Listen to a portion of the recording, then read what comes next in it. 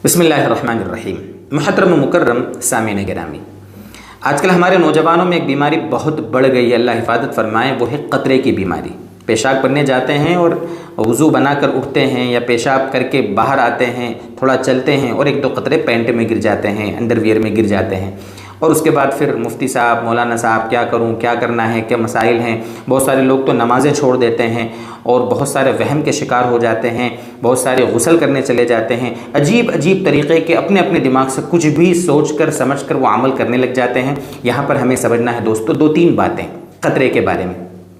सबसे पहली चीज़ तो दोस्तों, आम तौर पर चूँकि हम मुफ्ती हैं, लोगों को मसाइल बताते हैं, समझाते हैं, तो लोगों के मैसेज आते हैं, फ़ोन आते हैं, तो हमने महसूस किया कि आधे लोग तो इस बारे में बेचारे वहम के शिकार हैं, वसवसे के शिकार हैं। उनको क़तरा जाता ही नहीं है, लेकिन दिमाग में बैठ गया कि बस मेरा क़तरा निकला है, पेशाब की बूंद गिरी है, वो ये सोच रहे हैं और उसके बाद फिर उसी पर अपनी यानी उस वहम पर अपनी पूरी इमारत को खड़ी कर लेते हैं और आगे सारी चीज़ें टेंशन में और वहीं के ज़रिए से दूसरे वसवसे भी उनको आने लगते हैं। तो दोस्तों, अगर आपको वहम है ना, सिर्फ वसवसा है, हकीकत में क़तरा नहीं निकला है, तो अल्लाह के वास्ते इस वहम को अपने दिमाग से निकालें। आप कहें कैसे निकालें भाई, वसवसा है, वहम है, उसको निकालें कैसे? इग्नोर करें उसको, आप उसकी तरफ तवज्जो ही न दें। अगर वहम है, हकीकत में नहीं निकलता है, तो आप अपने दिल को ये समझाएं कि भाई ये वहम है, कुछ नहीं है, और आप फिर एक पाक इंसान, एक पाक मुसलमान की तरह ज़िंदगी गुजारें। दिमाग से जब वहम निकाल दिया कि वो क़तरा गिरा ही नहीं है, तो आप पाक ही हैं। और जब पाक हैं तो जिस तरह एक पाक इंसान इबादत करता है, नमाज़ें, तिलावत वगैरह वगैरह, वो करना है आपने। तो वहम अगर है तो वहम का तो कोई इलाज नहीं है, उसका सिर्फ यही है कि आप उसकी तरफ तवज्जो ही न दें।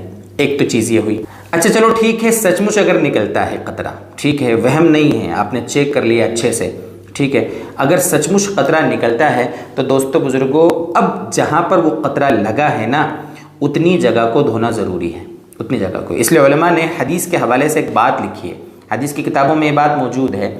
कई हदीस में हमारे नबी सल्लल्लाहु अलैहि वसल्लम ने इसको समझाया है कि इस्तिबरा वाजिब है। इस्तिबरा का मतलब क्या होता है? जब पेशाब करने बैठे हैं ना, तो मुकम्मल इत्मीनान हो जावे, मुकम्मल, यानी एक क़तरा भी बाकी नहीं है।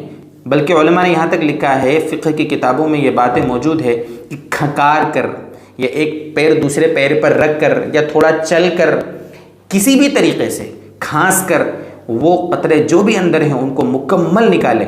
भले ही आपको वॉशरूम में 5 मिनट आपको एक्स्ट्रा लगे, लेकिन आप मुकम्मल इत्मीनान करने के बाद उसके बाद आप ढेला इस्तेमाल करें या आप पानी इस्तेमाल करें, उसके बाद इत्मीनान से उठें, ये ज़रूरी है। आपने जल्दबाजी में, जैसे आजकल नौजवान पैंट पहनते हैं या जीन्स पहनते हैं और वो पेशाब का जो तहरत खाना पेशाब घर होता है, वहाँ पर क्या करते हैं, बैठते हैं और दोनों पंजों पर बैठ जाते हैं, पेशाब कर लेते हैं, धो लेते, उठ जाते हैं। उसमें कैसे इत्मीनान होता है? 1 2 बूंद 4 बूंद तो आपकी पैंट में गिरना ही गिरना है, और फिर कैसे नमाज़ पढ़ेंगे आप? कितने मसाइल हैं।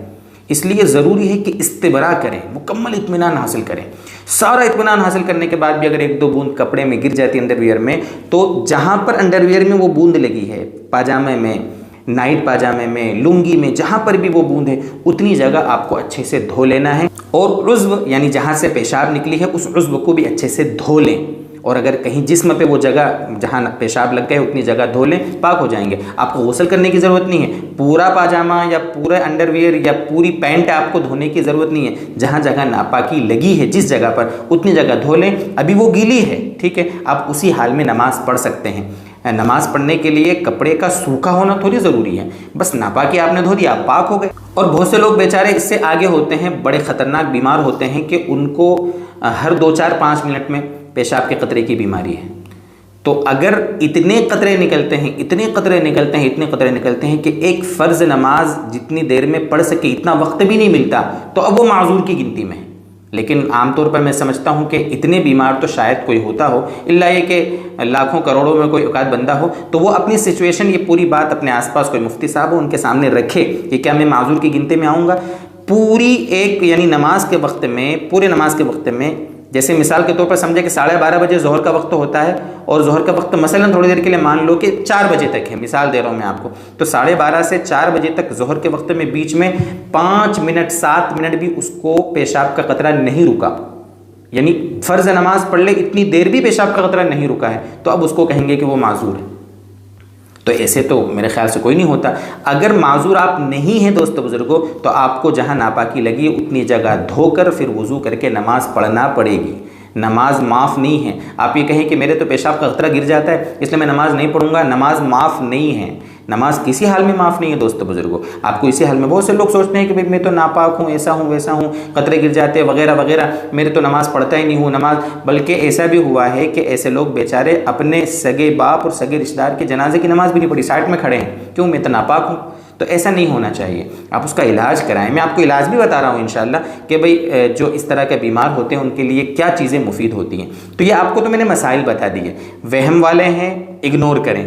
सचमुच अगर निकलता है तो आप उतनी जगह धो लें, इत्मीनान हासिल करें, किसी भी तरीके से मुकम्मल फ़रागत हासिल करें, उसके बाद आप मस्जिद में नमाज़ पढ़ने के लिए जाएं। ये चीज़ें हैं जो ज़रूरी हैं, जो हमें मालूम होना चाहिए। अच्छा चलो ठीक है, अगर कोई बीमार है इस लाइन का बेचारा, तकलीफ़ है उसको, वो पेशाब के कतरों से परेशान हो गया, तो डॉक्टरी इलाज करा रहा है, ठीक है, जो भी इलाज करा रहा है, लेकिन मैं आपको 2 नुस्खे बताता हूँ, 2 चीज़ें हैं। अगर इस लाइन का कोई बीमार है तो उसके लिए 2 चीज़ें बहुत मुफीद हैं। पहली चीज़ तो दोस्तों बुजुर्गों ये है कि ऐसे जो कतरे के बीमार हैं वो ढेला इस्तेमाल करना शुरू कर दें। ढेला इस्तेमाल करना बहुत मुफीद है। ये उलमा ने लिखा है, खुद सहाबा रज़ियल्लाहु अन्हुम के ज़माने में ढेले ही तो इस्तेमाल होते थे। वहाँ कहाँ पानी था, अरबों में पानी की बड़ी किल्लत थी, मदीने में पानी की बड़ी किल्लत थी। आप जानते हैं, मसाइल आपने पढ़े हैं। मस्जिद क़ुबा जो थी, मस्जिद क़ुबा के अतराफ़ में जो लोग रहते थे वो पानी के साथ ढेला भी इस्तेमाल करते थे, ढेला भी और पानी भी। तो अल्लाह तबारक व तआला ने उनकी कुरान में तारीफ़ कर दी। अब सोच लो कि कितना मतलब अहम था उस वक्त ये पानी का मसला।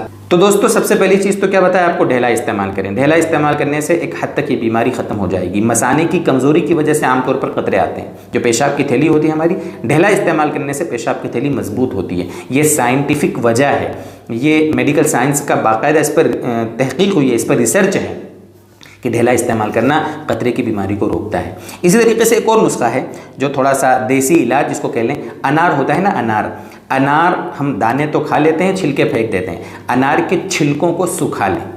जो अनार के छिलके होते हैं धूप में सुखाएं या आप साए में सुखाएं, जैसे भी उनको सुखा लें। जब अच्छे सूख जाए, बिल्कुल खनखन हो जाए, उसके बाद उनको अच्छे से पीस कर उसका सुफूफ बना लें, सुफूफ पाउडर बना लें। बेहतरीन पाउडर बना लिया आपने, अच्छे से कूट के उसको थोड़ा बारीक कर लिया, उसके बाद मिक्सर में उसको ग्राइंड कर लिया। इस पाउडर में आप शहद मिक्स करें और शहद को मिक्स करके इसका माजून तैयार कर लें। बस शहद मिक्स करना है और कुछ नहीं। वो अनार के छिलके का पाउडर और उसमें शहद अच्छे से मिक्स कर लिया, माजून तैयार हो गया। माजून यानी हलवा, ये तैयार हो गया। इसको आप सुबह शाम खाना खाने के बाद, खाने खाने के 1 घंटे के बाद, आधे घंटे, 1 घंटे, पौन घंटे के बाद, 1.5 घंटे के बाद, जैसा आपको सहूलत हो, 1 चम्मच इसमें से, जो अपनी चाय की चम्मच होती है, टी स्पून जिसको, उसमें से 1 चम्मच सुबह, 1 चम्मच शाम को, खाने के बाद 1 घंटे, आधे घंटे के बाद पानी के साथ आप इसको इस्तेमाल करें। पानी के साथ इंशाअल्लाह 1 महीना आप रेगुलर इस्तेमाल करेंगे तो आपको अपनी बीमारी एक हद तक ख़त्म होते हुए दिखेगी, आपको इसका फ़ायदा खुद महसूस होगा। ये उन लोगों के लिए भी मुफीद है जिनको धात की बीमारी होती है, उनके लिए भी मुफीद है ये नुस्खा, या जो कतरे की बीमारी वाले होते हैं उनको भी। कुल मिलाकर ये कि मैदा मजबूत होगा, मसाना भी मजबूत होगा, सेहत अच्छी रहेगी, वगैरह वगैरह, बहुत सारे इसके फ़ायदे हैं। बल्कि वो औरतें जिनको सफ़ेद पानी की शिकायत होती है उनके लिए भी ये नुस्खा मुफीद है। हालांकि उनके लिए हम मुस्तकिल 2 नुस्खे पहले बता चुके हैं, वो भी हमारे चैनल पर आप सर्च कर सकते हैं, देख लें कि जो सफ़ेद पानी की बीमारी, लिकोरिया वाली जो बेचारी औरतें होती हैं, बहनें होती हैं हमारी, उनके लिए भी हमने मुस्तकिल क्लिप बनाई है। तो ये अगर इस तरह करेंगे इंशाअल्लाह तो ये काफ़ी मुफीद होगा। ये कुछ बातें कतरे के बीमारी के मुतालिक से कुछ ज़रूरी थी जो मुनासिब समझा कि हम अपने दोस्तों के सामने शेयर करें। आप भी अपने दूसरे दोस्तों के सामने इस क्लिप को शेयर करें ताकि इससे और भी दूसरे लोग भी फ़ायदा खूब उठाएँ। अल्लाह ताला हम सब के लिए आसान फरमाए, अमल की तौफीक अता फरमाए।